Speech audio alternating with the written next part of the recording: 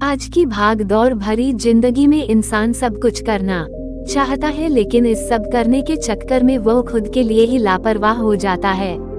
आज की कहानी भी एक ऐसे व्यक्ति की कहानी है जो कि अपनी कंजूसी और लापरवाही के चलते अपनी जिंदगी से हाथ धो बैठा।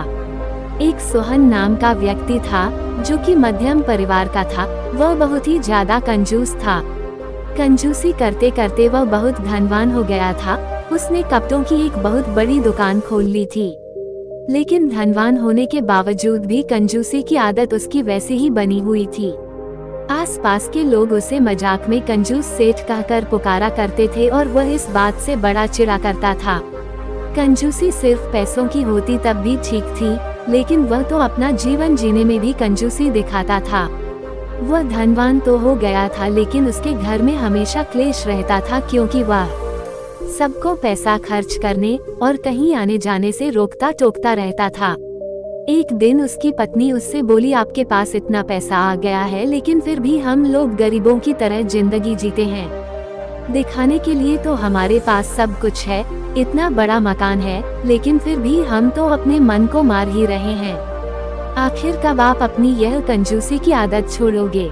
सोहन बोला, जिस कंजूसी का हवाला देकर लोग मुझे इतना सुनाते हैं ना, आज इसी कंजूसी की बदौलत मैं यह इतना सब कुछ खड़ा कर पाया हूँ। पर मुझे लोगों का इतना दुख नहीं है। दुख तो तुम्हारा है कि तुम्हें भी सिर्फ मेरी कंजूसी दिखती है, उसके पीछे मेरी मेहनत नहीं दिखती। पत्नी बोली, मुझे पता है आपने बहुत मेहनत की है। पैसा बचाना बहुत जरूरी है, लेकिन पैसा बचाने में और कंजूस होने में जमीन आसमान का फर्क है। सोहन बोला, हाँ तो ठीक है, मैं कंजूस ही सही। पत्नी बोली, आप सुबह से लेकर शाम तक बस काम ही करते रहते हो, अपनी सेहत पर बिल्कुल भी ध्यान नहीं देते। आप इंसान हो या मशीन? ना आप कहीं खुद जाते हो, ना ही मुझे ले जाते हो। नाते रिश्तेदारों से तो आपने रिश्ता तोड़ रखा है। ऐसे में यदि कल को आपको कुछ हो गया तो हम क्या करेंगे? मेरा दिमाग मत खराब करो। पत्नी चिढ़ते हुए वहाँ से चली गई। प्रश्नवाचक चिन्ह। सोहन बोला, मुझे क्या होने वाला है? मुझे कुछ नहीं होने वाला। नाते रिश्तेदारों की नजर तो सिर्फ मेरे पैसों पर रहती है, फिर क्यों उनसे इतना मिलना जुलना? तुम फालतू में ये सोच सोच कर अपना। और एक दिन सोहन को अचानक दुकान में चक्कर आने लगे। दुकान के एक कर्मचारी ने कहा, लगता है आपकी तबीयत ठीक नहीं है, यहाँ का काम हम संभाल लेंगे, आप घर चले जाइए। सोहन ने सोचा, अगर मैं घर चला गया तो मेरे गले का कौन ध्यान रखेगा? इसमें तो बहुत पैसे हैं, इन लोगों ने पैसे चुरा लिए तो, और यदि कोई ग्राहक आया तो मुझे कैसे पता चलेगा इन्होंने कितना सामान बेचा है? कर्मचारी ने कहा, आप क्या सोच रहे हैं? अगर आपको हम पर यकीन नहीं है तो आप आज के लिए दुकान बंद कर दो। सोहन बोला, नहीं, दुकान बंद करने से एक ही दिन में 4-5 हजार का नुकसान हो जाएगा। मैं ठीक हूँ, थोड़ी देर बैठूंगा तो मुझे आराम मिल जाएगा, तुम लोग अपना काम करते रहो। सोहन की बात सुनकर सभी कर्मचारी वापस अपने काम में लग गए। सोहन की तबीयत ठीक हो गई, लेकिन कुछ दिनों बाद अचानक से उसे बुखार आ गया और उसने बिस्तर पकड़ लिया। काफी दिन तक जब बुखार नहीं उतरा तो पति की हालत देखकर पत्नी बहुत परेशान हो गई।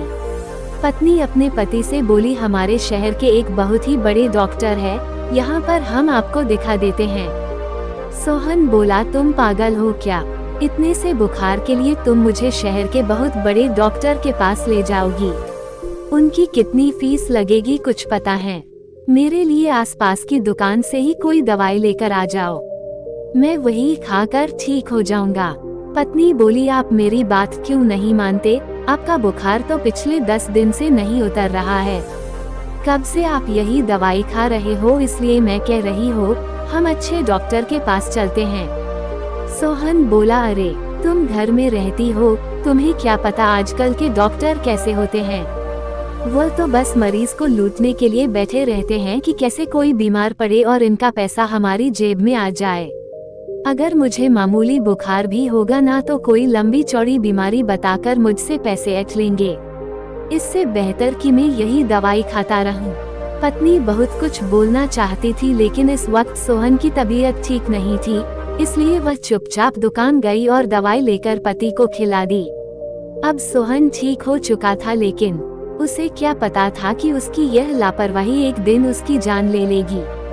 सोहन को फिर से चक्कर आए और उसने सोचा शायद ज्यादा देर तक काम करने की वजह से मुझे चक्कर आ रहे हैं। उसने अपने प्रति बहुत लापरवाही दिखाई, जिसका नतीजा ये निकला कि वह अचानक से बेहोश हो गया और कई घंटे तक होश में ही नहीं आया। पत्नी ने शहर के सबसे अच्छे डॉक्टर को बुलाया। सोहन के मित्र, रिश्तेदार सभी पहुंच गए।